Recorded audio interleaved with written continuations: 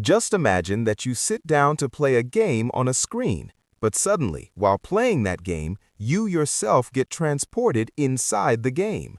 Is that the only thing? Inside the game called Jumanji, there appear such incredible and dangerous challenges that are truly unbelievable. In the exact same way, a group of students also accidentally enter this game, and what happens after that is so shocking that it becomes impossible to believe with your own eyes. Will they really be able to return to the real world, or will they have to remain trapped inside this game forever? Today, I have come to tell you their entire adventure with the explanation of the movie Jumanji: The Next Level. But yes, if this video completes 5,000 likes, then in the next video, there will be a special gift surprise waiting for you. So quickly hit the like button and let's start today's movie explanation. At the very beginning of the movie, for your better understanding, let me tell you that this movie actually has a previous part. But don't worry, I will explain the movie in such a way that you will be able to properly understand both stories. So first, let me talk about the first part's backstory of this movie. Here, we see that a few students find an old-fashioned vintage gaming console. However, while playing this game, they themselves get pulled inside the game, and inside the game, they are assigned different characters. Within the game, they arrive in a jungle called Jumanji, where at every step they have to face and overcome many obstacles. Finally, after going through many hardships and crossing all the dangers, they manage to return to the real world.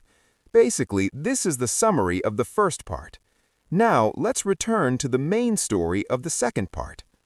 At the beginning of the movie, we see one of the four friends, Bethany.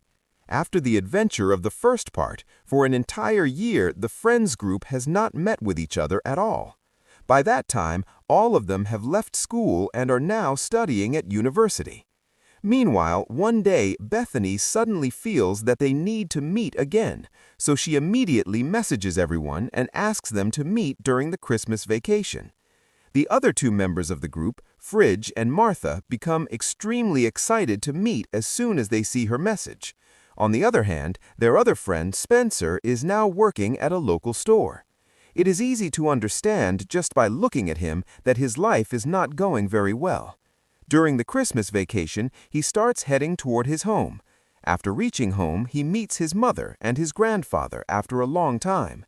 At night, while going to sleep, Spencer tells his grandfather Eddie that his relationship with Martha is no longer like before. That is, among the four friends, Martha was actually his girlfriend. But since entering university, there has not been much contact between the two of them. Spencer absent-mindedly says that his life has somehow become boring. The excitement that he had in his life last year is now completely missing. That is why, in order to do something adventurous, he decides to enter that game world once again. And that gaming console was already in his possession. Although a year ago they entered that place by mistake, this time Spencer makes this decision by his own will. At night, when Eddie falls asleep, he gets out of bed and slowly opens that gaming console. Then, just like before, he enters the world of the game once again. Meanwhile, after the other three friends meet together, they become a little worried when they do not see Spencer show up, so they head toward his house to check in on him. On the other hand, at Spencer's house, Eddie's old friend Milo comes to meet him. Because he came to visit after so many years, Eddie was somewhat angry with him. However, because of Milo's chill nature, he ignores Eddie's anger and starts preparing breakfast. After that, both of them sit down together to have breakfast, and at that very moment, Fridge, Martha, and Bethany arrive there. The three of them had heard about Eddie many times from Spencer, so as soon as they see his short height, they recognize him. Eddie also knows this group of friends through Spencer. Then they ask him where Spencer is. In response, Eddie says, "I thought he was with you." But suddenly, all of them hear that same sound, which they had heard 1 year ago when the game started. The three friends quickly rush to Spencer's room and become extremely shocked when they see that gaming console. But 1 year ago, they had disabled this console. However, when they see a monitor inside the room turned on, they realize that Spencer has already entered the game. At that moment, Martha becomes very worried and says, "But is it even possible for him to complete all those dangerous tasks and return all by himself?" After hearing this, everyone decides to enter the game in order to bring their friend back. But just as Martha goes and touches the control button, sparks start coming out of it. This time, however, they are not given the option to select characters like before.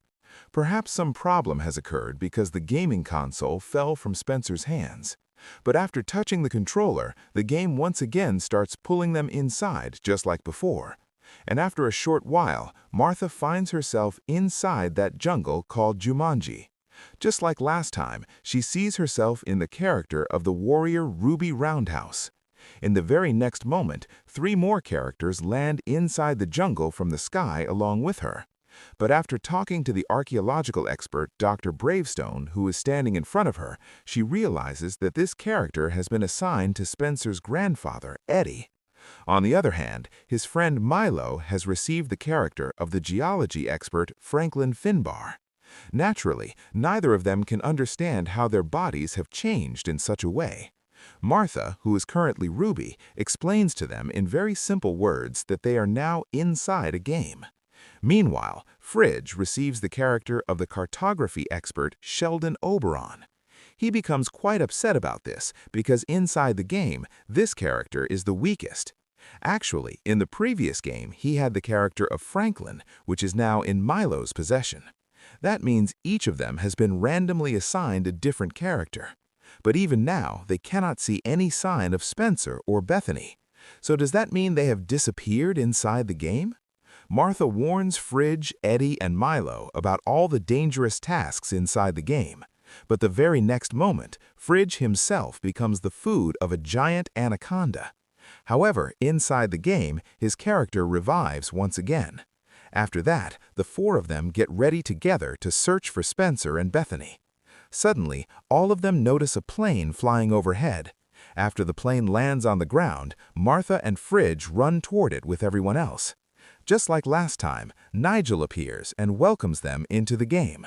Nigel is a non-player character in this game. That means he cannot say or do anything beyond his written script. So after they sit inside the plane, he asks Dr. Bravestone, meaning Eddie, to read a letter.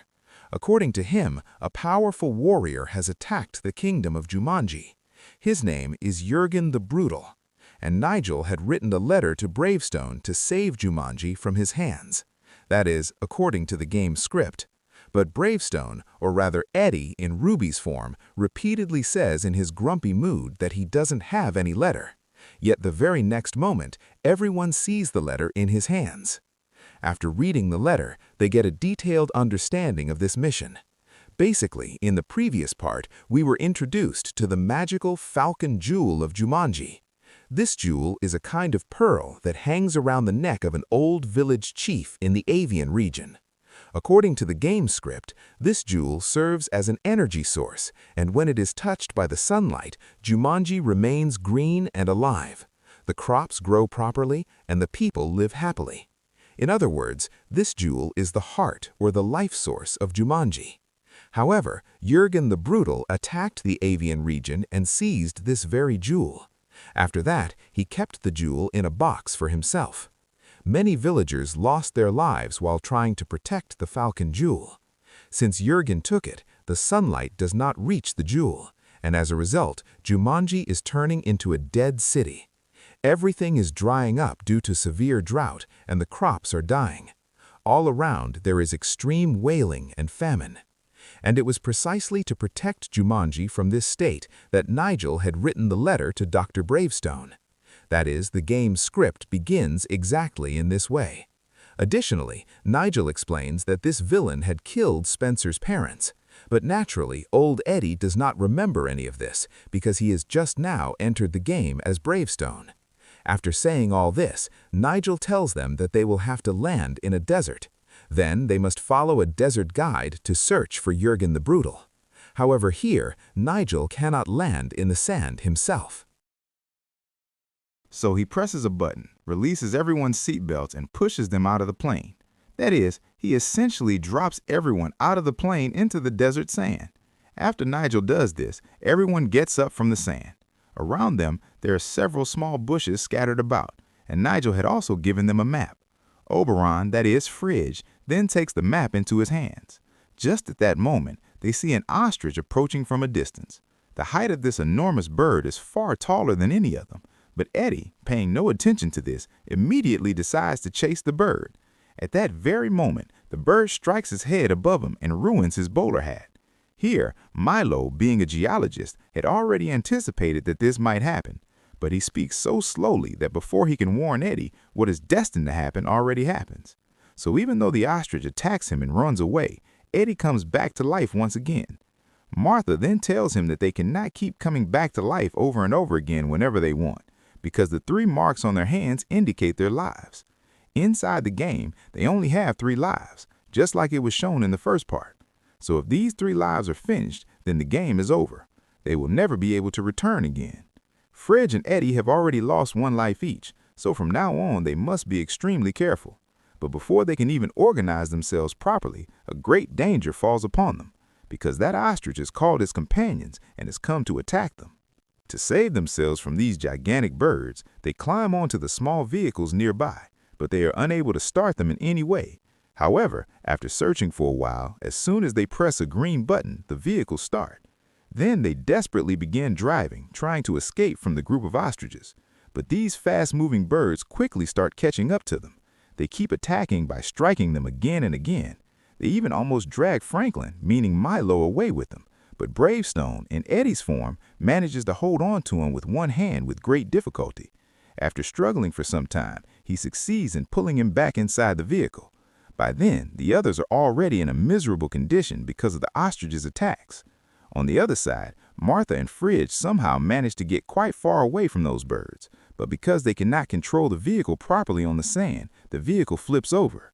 Then, when they see the group of ostriches coming toward them from behind, they become so terrified that it feels like they are about to have a heart attack. However, Eddie quickly drives his vehicle over and picks them up into their car. But they soon realize that the road ahead is gradually coming to an end, because a little distance ahead, in the middle of the desert, there's a massive canyon. On the other hand, the group of ostriches is charging toward them from behind like the angel of death. In this situation, they cannot understand what to do. Then, Eddie slightly reverses the car and drives straight forward at full speed. As a result, they cross over the huge canyon and crash onto the very edge of the other side.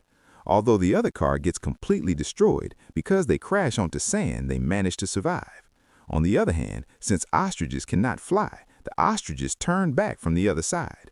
In this way, they save their lives by a narrow margin and preserve one of their lives. Here, each of them also learns about their own weaknesses.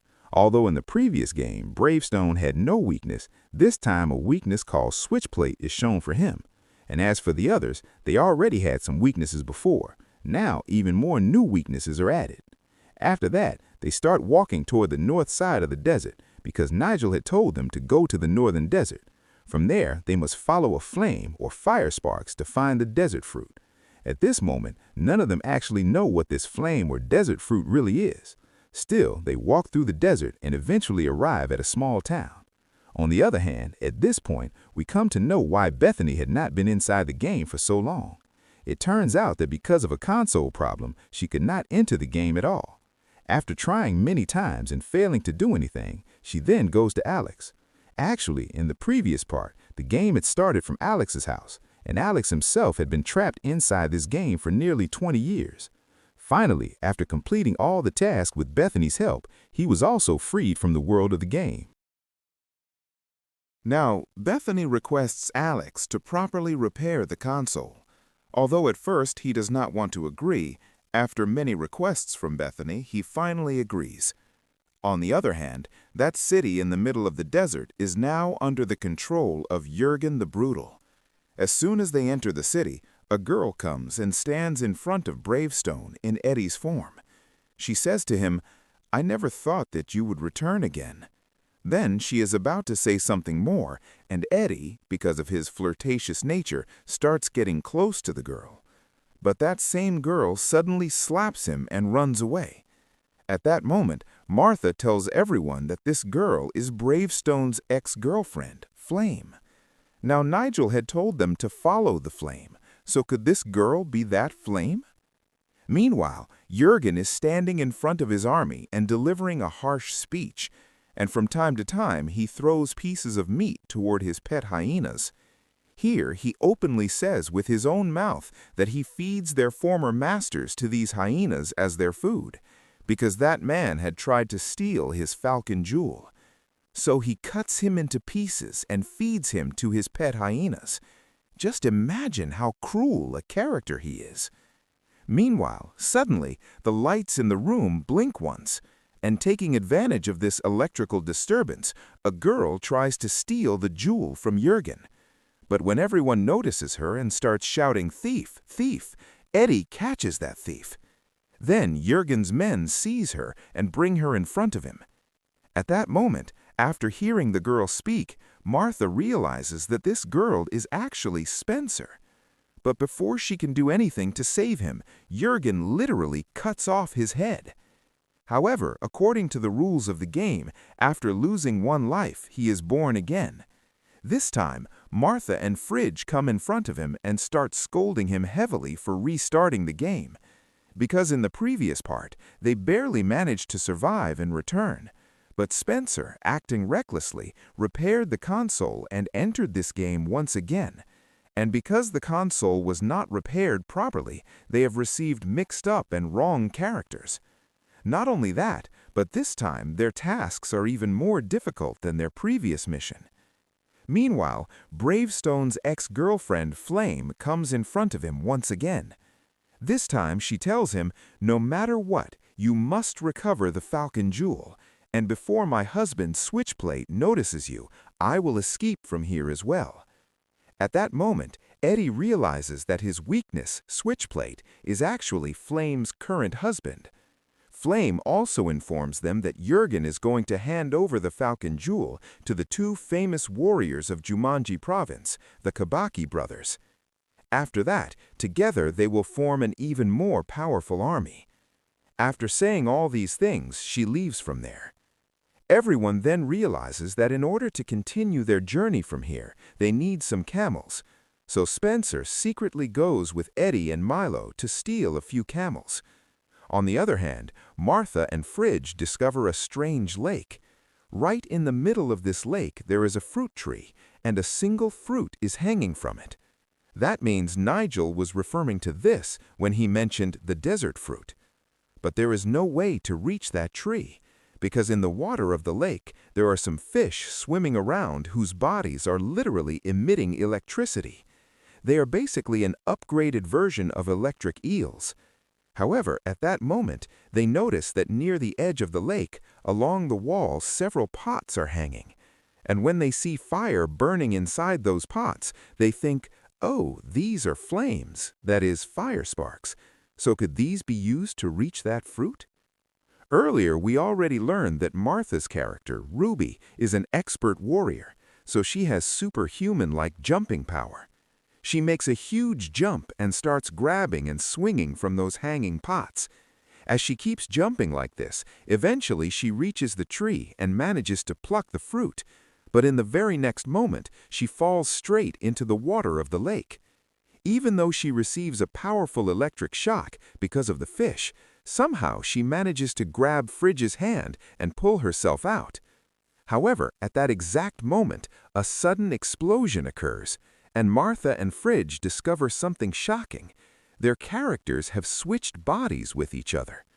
Now, after getting this new body, Fridge becomes extremely happy because he never really liked his fat character anyway. So, with great excitement, just like Martha, he performs a stunt and reaches the branch of the tree. But while doing this, he also ends up falling into the lake water. And right after that, once again, another blast happens, and their characters switch back to their original bodies. What a crazy situation inside this game! Meanwhile, while searching for camels, Spencer leaves Eddie to stand guard. After entering the stable, they realize that Milo has the ability to talk to camels. This is because his character, Franklin, has a special skill. He is an expert in every language. He can even understand the language of animals. So because of this skill, stealing camels becomes quite easy for them.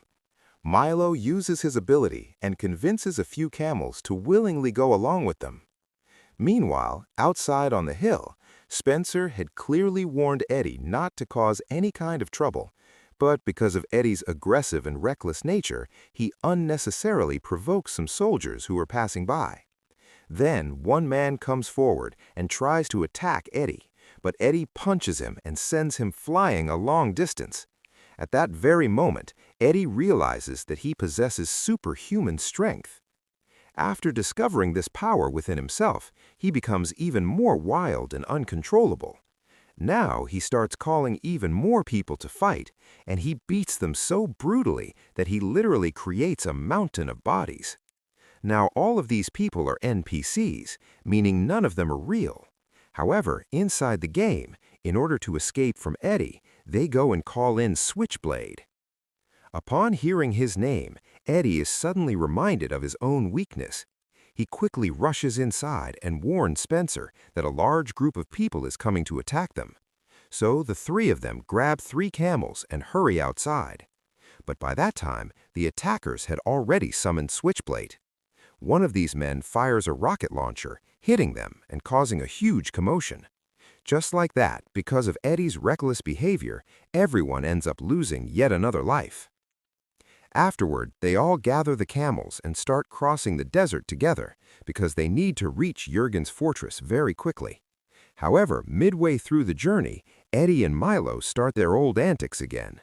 Milo, getting frustrated, challenges Eddie to a physical fight, claiming that he has been training in a type of kung fu for many years. But inside the game, his kung fu training proves useless. In fact, with a single punch, Eddie sends him flying into the air. Now, Milo has only 1 life left in the game. After traveling a bit further, they all come face to face with a massive chasm. Milo informs everyone that the camels cannot go any further from here. From this point onward, they will have to cross the rest of the path on their own. But ahead of them lies a terrifying route to cross this huge chasm. They must jump across multiple hanging bridges, one after another. As everyone wonders how they will possibly make it across these chaotic bridges, an idea suddenly strikes Fridge. His character, Owen, possesses a skill called geometry knowledge, which allows him to use his geometric expertise to calculate the precise angles from which they need to jump on each bridge. Even with this advantage, no one is feeling courageous enough to make the first move. Finally, Eddie is the first among them to leap onto one of the bridges. Just at that moment, they hear a strange and eerie piece of music. Upon hearing it, they immediately realize that an imminent and terrifying danger is approaching them. In the very next moment, from a distance, a large group of fierce monkeys starts running toward them to attack. Seeing them coming, the group quickly jumps onto the bridge as well. Following Fridge's geometric calculations, they begin leaping from one bridge to another, but the vicious monkeys don't let them escape so easily. The monkeys themselves start jumping across the bridges, attacking them at every step. Martha even has to lose a life for misstepping onto the wrong bridge, while Spencer nearly meets the same fate at their hands. However, Eddie comes to the rescue, swinging across with incredible speed and knocking several monkeys off the bridges. Still, the number of monkeys seems far greater than they could have imagined. After all, this is just one level of the game.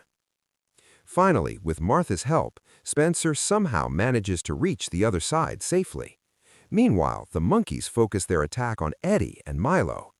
Eddie cleverly cuts a rope of one of the bridges, causing it to fall and take some monkeys with it. Struggling near death, they somehow manage to climb up the side of the chasm wall and reach safety at the top. But the monkeys' attack was far from over. In fact, a group of them crosses the chasm and charges toward the group. At that moment, a character appears riding a massive horse. Seeing the horse gallop at tremendous speed, the monkeys scatter in fear. Martha and Fridge recognize this character. It's Jefferson from the game, who in the real world is Alex. The horse that comes with him is named Bethany. This shows how the game's characters are gradually becoming more diverse and elaborate. Alex gives everyone warm winter clothing, as the place they are in is extremely cold. At the same time, the location is incredibly beautiful, with distant mountains adding to the scenery. While observing, Eddie notices a somewhat distracted expression on Milo's face. It suddenly dawns on him why Milo had come to his house so long just to have a cup of coffee. The truth is, Milo is suffering from cancer and he doesn't have much time left. So he lets go of all the anger and frustration he had been holding on to from the past. After that, everyone gets ready once again to continue their journey towards the fortress. However, Fridge hesitates to move forward because of an injury to his leg. Moreover, he can't believe that they'll be able to pass the game's final level. After all, among them, the most powerful character, Brevstone, is unable to use his full potential. Eddie's careless attitude and fat intelligence render him practically useless. Meanwhile, Milo speaks so slowly that Franklin's character cannot function properly with him. Frustrated and disappointed, Fridge suddenly slips on the ice. As they tried to help him up, he noticed a river in front of them. The water in this river looks exactly like the lake water they had seen when the characters were swapped. Fridge and Martha realized that this is the perfect moment to switch characters again. Then, after jumping into the water together, their characters get switched. Just like in the previous episode, Spencer becomes Brevstone. Fridge also regains his Franklin character. Meanwhile, Bethany, who had been riding a horse, becomes Owen. Eddie, unfortunately, gets the mischievous character Ming, while poor Milo ends up with the horse character. Now, each of them sets off towards Jurgen's fortress, alongside Alex. After traveling a certain distance, they stop midway to camp and take a little rest. However, at that very moment, Jurgen's soldiers seize Milo, who is in his horse form, just outside the fortress walls. In the attempt to rescue him, Eddie himself is captured by the soldiers. Alex watches everything from a hiding spot and informs everyone of what has happened. Then, Spencer and Martha decide to sneak inside the fortress to rescue their friends, while Alex takes the others and heads towards the fortress gates. Here, even though Alex manages to get past them, the others begin walking forward, taking a huge risk. Jurgen's soldiers, however, do not know the Kebabsk brothers very well, so they assume that Fridge and Bethany are actually the Kebabik brothers. In reality, the NPC characters aren't intelligent like humans, so they even ask themselves, "Are you the Kebabik brothers?" Seizing the opportunity, Fridge and Bethany claim to be the Kebabik brothers and continue moving forward with the soldiers. Ironically, these Kebabik brothers are supposed to be some of Jumanji's bravest warriors. Meanwhile, Spencer and Martha slowly climb over the icy walls to enter the fortress. Here, too, they let go of their past anger and become romantic with each other once again. On the other hand, Alex, moving quietly and carefully, tries to rescue Milo, who is in his horse form, but the entire area is filled with traps. While navigating through these traps, Alex loses his life twice. Now, on the third attempt, he is extremely worried about how he will save his life and free Milo. Meanwhile, Spencer and Martha sneak into the fortress. Spencer kills a guard to clear the way, and then they easily break open the jail to free Eddie. Meanwhile, the soldiers, still under the impression that Fridge and Bethany are the Kebabik brothers, take them to Jorgen. Upon their arrival, a woman welcomes them and offers them a cake. Seeing the cake, Fridge immediately throws it away without a second thought, because his weakness is apparently this cake. After presenting Fridge and Bethany before Jorgen, he welcomes them. This shows that he himself has never seen the Kebabik brothers with his own eyes. Then he asks them, "Where is your sister?" Hearing this, Fridge and Bethany become confused, and he adds, "Today is supposed to be the day of my marriage to your sister." Instantly, he becomes enraged and raises a huge sword, threatening, "If your sister doesn't show up, I'll cut off your heads immediately." But at that exact moment, Martha steps forward and says, "I am that sister." In reality, Martha and Spencer had sneaked in through a secret path with Eddie's help. Upon seeing Martha, Jorgen seems to melt. After agreeing to the wedding, Martha reaches for the falcon jewel that Jorgen is wearing around his neck. This is precisely how they had planned to steal the jewel. Jorgen decides to hand over the jewel to them, but before he can, someone nearby shouts that they are not the Kababik brothers because a letter had been sent reporting that they were trapped in a place called Gorak, so their arrival would be slightly delayed. Upon hearing this, Jorgen shouts, "Then they are imposters!" Immediately, all the soldiers surround them. At that moment, Martha attempts to snatch the jewel from Jorgen's neck, but he strikes her and throws her far away. Then Spencer steps forward and strikes Jorgen in the face, but it seems to have no effect.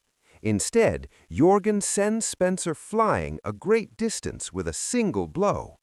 Spencer realizes at that moment that Jorgen is far more powerful than he had imagined.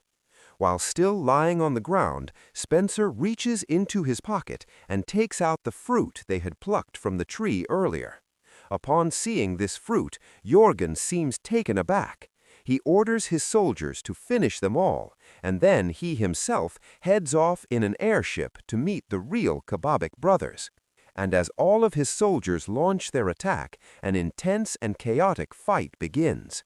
Martha uses her warrior skills to send many of the soldiers flying, while the others somehow grab torches to protect themselves and fend off their attackers. After a long and grueling battle, they manage to defeat all of Jorgen's soldiers. Meanwhile, Alex, clutching his final life, somehow navigates through the traps in the stable. When he opens a door and presses a handle, a ramp suddenly descends from above, covering the traps, allowing him to safely take Milo in his horse form and escape. By this time, Jorgen has already boarded his airship. Spencer, chasing after him, reaches the airship as well.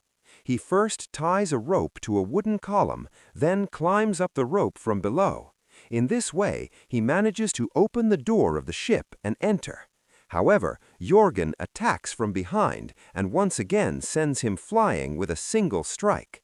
This time, though, Spencer holds the fruit in his hand and strikes Jorgen's body with it. Immediately, all of Jorgen's strength seems to drain away completely. Nearby, a board reveals that Jorgen's weakness, in fact, is the desert berry fruit. That is why, upon seeing the fruit, he had hurriedly boarded the airship. Now, weakened, Spencer relentlessly attacks him, striking him repeatedly. Meanwhile, the column holding the airship's rope smashes into the ship from below, causing damage to the hull and igniting a fire. The airship loses control and first crashes into a column and then collides with the mountainside. At this moment, Spencer pretends to jump from the airship with Jorgen, but at the last second, he snatches the falcon jewel from him and drops Jorgen below, while he himself clings to the airship's rope. In this way, Spencer defeats Jorgen and successfully retrieves the jewel. However, to complete the game, he must take the jewel into the sunlight. At that moment, Milo, in his horse form, begins to make some unusual noises. Free translates his words, explaining that Milo is telling Eddie to climb onto his back. As soon as Eddie does so, Milo dashes forward at incredible speed and leaps from the top of the palace. Seeing him leap like this, everyone else feels like they are completely out of options because each of them now has only one life left. What none of them realized, however, was that this horse had a special skill. It could fly. Immediately after leaping, Milo spreads his massive wings and soars into the sky. Once he reaches close to Spencer, he instructs Eddie to take the jewel toward the sunlight. Using all his strength, Milo pierces through the clouds and rises higher and higher. Finally, above the clouds, Eddie holds the jewel up into the sunlight. Additionally, according to the game rules, to officially complete the game, everyone below must shout the word Jumanji. As soon as Eddie uttered the word, the final level of the game is completed. Spencer automatically descends from his dangling position on the airship. With all the final tasks accomplished, they are now free. A few moments later, a man comes and takes the jewel from them, explaining that he will return it to the village chief of the Avian province. By that time, since the jewel is exposed to the sunlight, Jumanji turns green again. In this way, everyone not only saves themselves, but also restores the world of the game. Now it is time for everyone to return to their real world. But here, Milo announces that he wishes to remain in this world because he has little time left in his real life. Moreover, he thoroughly enjoys being able to transform into a horse and finally feels truly free. Hearing this, Eddie understands the situation and gives Milo an emotional farewell, leaving him in the world of the game. Finally, each of them returns to their real forms from the gaming console back into the real world. Everything ends well, and they all return together to Eddie's house. Even though they had spent a lot of time in the world of the game, in the real world, only a few hours had passed. Afterwards, they all go together to their favorite restaurant for dinner. Meanwhile, Spencer's mother calls a repairman to fix the heating in their house. When the repairman sees the gaming console kept in the room downstairs, he is extremely surprised. He proceeds to repair the broken console. A few moments later, Spencer and his friends notice some strange creatures running outside the restaurant, and these are the characters from the Jumanji game. This means that the game's characters have actually entered the real world through the console. Although the movie ends with this scene, you can understand that another part of the story is about to come, and this next episode will be even more interesting than the previous one. So, if this episode ever gets released, you will also be able to watch its explanation right here on this channel. Now, how did you like today's video? Don't forget to let me know at all. Honestly, I made this video with a lot of care just for you.